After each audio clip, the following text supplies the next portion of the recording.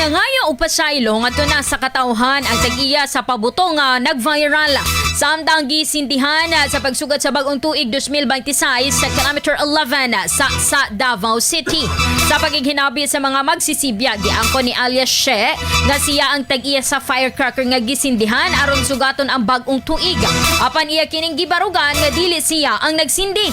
Dugang ni alias She nga dugay na nga gihatag sa iyang kliyente ang maong pabuto gikan sa gawas sa Davao. Apan gikuha kini sa ilang bodega nga wala siya masayod.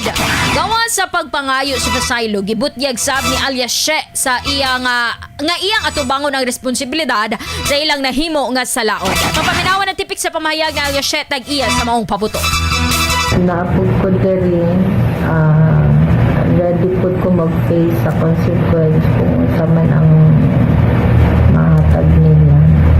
And mga ilan ko pasaylo na dili na mo buhaton gabi. Ang sa ito, nadala ramos kalingawan dito nga, nakalitang na yung pagpunta na. Mga po, siyempre, ningaw-ningaw, New Year, happy-happy, iwas bad vibes.